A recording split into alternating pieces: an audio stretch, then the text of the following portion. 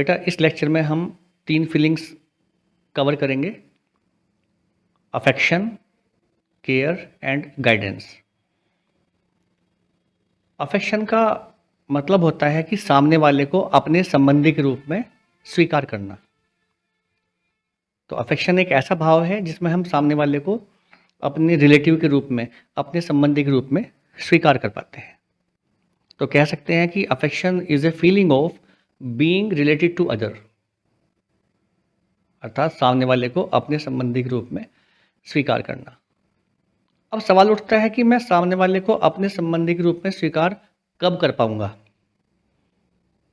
तो उसके लिए पता चलता है कि अगर मेरे मन में किसी के प्रति ट्रस्ट एंड रेस्पेक्ट की फीलिंग है, तभी मैं उस व्यक्ति को अपने संबंधी के रूप में देख पाता हूँ या स्वीकार कर पाता हूँ। ऐसा क्यों है कि ट्रस्ट और रेस्पेक्ट के साथ ही मैं किसी को अपने संबंधी के रूप में देख पाता हूँ? तो आप लोगों ने ट्रस्ट की फीलिंग पढ़ी होगी, मैंने पढ़ाया था उस समय। तो ट्रस्ट में क्या होता है कि हम सामने वाले की इंटेंशन के प्रति आश्वस्त होते हैं, हम उसकी इंटेंशन के प्रति एश्योर्ड होते हैं। और जब हम सामने वाले की इंटेंशन के प्रति एश्योर्ड होते हैं तो हम उसे अपने संबंधी के रूप में देख पाते हैं या उसके साथ हमारा जीने का प्रोग्राम बन पाता है, या कह सकते हैं कि हम उसके साथ सहयोगी बन के जी पाते हैं। अब रहा सम्मान की बात। जब रेस्पेक्ट को देखते हैं तो रेस्पेक्ट में मैंने आपको पढ़ाया था कि रेस्पेक्ट में जब हम सामने वाले का राइट इवोल्यूशन करते हैं on the basis of self, तब दिखाई पड़ता है कि सामने वाले का जो जीवन जीने का जो प्रोग्राम है ना, सामने वाले का जो जीवन का लक्ष्य है, पर्पस है, और सामने वाले का जो पोटेंशियल है ना, वो मेरे जैसा ही है। कहने का मतलब पर्पस के आधार पर, प्रोग्राम के आधार पर, और जो पोटेंशियल है उसके आधार पर सामने वाला मेरे जैसा ही है। तो फिर मैं बोल पाता हूँ कि other is similar to me, इसलिए मुझे वो सामने वाला अपने संबंधी के रूप में दिखता है। तो कुल मिला के यहाँ पे बात कही गई है कि जिस किसी के प्रति भी मेरे मन में ट्रस्ट की फीलिंग है, जिस किसी के प्रति भी मेरे मन में रेस्पेक्ट की फीलिंग है, उस व्यक्ति को मैं अपने संबंधी के रूप में स्वीकार कर पाता हूँ या देख पाता हूँ। तो जब मैं किसी को अपने संबंधी के रूप में स्वीकार कर पाता हूँ, इसी को अफेक्शन कहा, इसी को स्नेह कहा है। तो इसीलिए जो अफेक्शन है, it is a feeling of being related to other, it is a feeling of being related to other. ठीक है, एक तो ये बात हुई। दूसरा, अगर हमारे मन में किसी के प्रति अफेक्शन का भाव है, स्नेह का भाव है, तब अफेक्शन के साथ 2 फीलिंग्स और हैं जो हमें एंश्योर होती दिखती हैं। अफेक्शन के साथ 2 फीलिंग्स और हमें दिखाई पड़ती हैं, है ना। तो इसको हम ऐसे ही बोल सकते हैं, जो अफेक्शन है उसके 2 आउटकम होते हैं, है ना। 2 फीलिंग्स आउटकम की फॉर्म में हमें और दिखाई पड़ती हैं, और वो फीलिंग है केयर एंड गाइडेंस, है ना। अर्थात जिस किसी के प्रति मेरे मन में अफेक्शन है, मैं उसकी केयर भी करूँगा, है ना, और मैं उसे गाइड भी करूँगा। अभी केयर और गाइडेंस क्या है, इनको हम जो है समझ लेते हैं। तो केयर का अर्थ होता है ममता।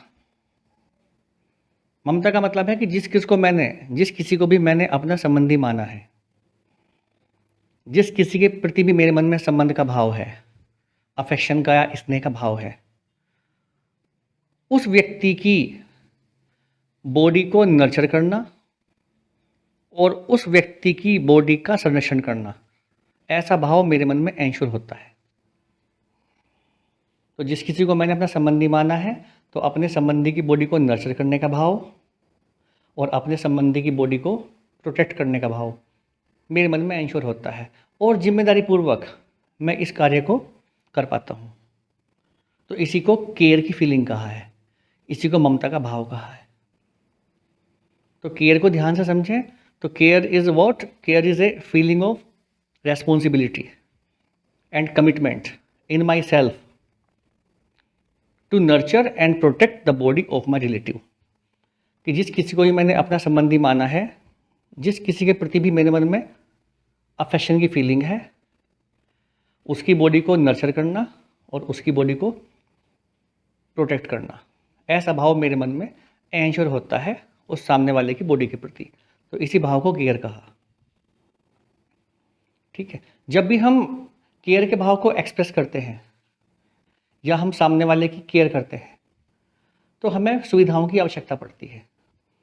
जैसे मान लिया मदर है, वो आपकी बॉडी को नर्चर करती है, तो बॉडी को नर्चर करने के लिए माँ आपको दूध पिलाएगी, माँ आपको खाना खिलाएगी, स्वास्थ्यवर्धक खाना खिलाएगी, है ना। तो ये दूध है, खाना है, ये सब क्या है? फिजिकल फैसिलिटीज़ हैं, सुविधाएं हैं। या माँ आपकी बॉडी को प्रोटेक्ट करने के लिए कपड़े पहनाएगी मौसम के अनुसार, है ना। तो कपड़ा भी क्या है? फिजिकल फैसिलिटी है। तो केयर ही एक ऐसा जो भाव है जिसको जब हम व्यक्त करने जाते हैं दूसरे के साथ तो सुविधाओं की आवश्यकता पड़ती है। बाकी जो और भाव हैं उनको एक्सप्रेस करने के लिए सुविधाओं की आवश्यकता होती नहीं है या पड़ती नहीं है। बात आप समझ रहे हैं? जैसे मान लिया सम्मान का भाव है, विश्वास का भाव है, तो या और बाकी भाव हैं, तो उनमें सुविधाओं की आवश्यकता नहीं पड़ती। केवल केयर ही एक ऐसा भाव है जिसको एक्सप्रेस करने के लिए सुविधाओं की अर्थात फिजिकल फैसिलिटीज़ की आवश्यकता पड़ती है। एक तो ये बात हुई। अब हम आगे बढ़ते हैं और जो नेक्स्ट फीलिंग है उसको हम देख लेते हैं। तो बेटा नेक्स्ट फीलिंग है गाइडेंस। गाइडेंस का मतलब होता है वात्सल्य। वात्सल्य का मतलब है जिस किसी को भी मैंने अपना संबंधी माना है, अर्थात जिस किसी के प्रति मेरे मन में स्नेह का भाव है, अफेक्शन का भाव है। अब अपने संबंधी की सेल्फ में सही समझ और सही भाव एंश्योर करने के लिए मैं कमिटेड रहता हूँ।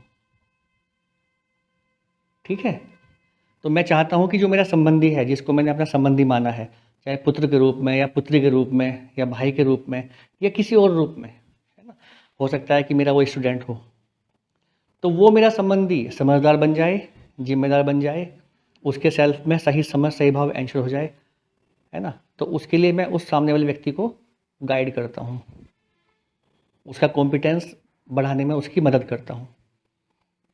ठीक है, तो जिस भाव के तहत मैं ये काम कर रहा हूँ, है ना, वो भाव जो है उस भाव को गाइडेंस कहते हैं, वात्सल्य कहते हैं। तो guidance is a feeling of responsibility and commitment in my self to ensure right understanding and right feeling in the self of my relative. तो अपने संबंधी के सेल्फ को समझदार और जिम्मेदार बनाने का जो भाव मेरे में है वो क्या है? गाइडेंस है। तो केयर और गाइडेंस को मैं उन्हीं के साथ फुलफिल कर पाता हूँ जिन किसी के प्रति मेरे मन में अफेक्शन की फीलिंग है। और अफेक्शन की फीलिंग मेरे मन में उन्हीं के प्रति एंश्योर होती है या देखने को मिलती है जिस किसी के प्रति मेरे मन में ट्रस्ट और रेस्पेक्ट का भाव है। बात समझ रहे हैं? तो ये है। तो ये कुल मिला के आज मैंने अफेक्शन, केयर, गाइडेंस अर्थात स्नेह, ममता और वात्सल्य, इन 3 भावों पर चर्चा करी। अब आने वाले जो लेक्चर्स हैं उसमें हम जो रिमेनिंग फीलिंग्स हैं उनको देखेंगे।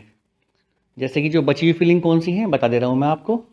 रेवरेंस अर्थात श्रद्धा, उसके बाद ग्लोरी अर्थात गौरव, उसके बाद ग्रेटिट्यूड अर्थात कृतज्ञता, और सबसे लास्ट में हम जो है लव अर्थात प्रेम। इन सब भावों पर आने वाले लेक्चर्स में चर्चा करेंगे। ठीक है, मुझको धैर्य से सुनने के लिए आप सभी का बहुत धन्यवाद। ओके बेटा।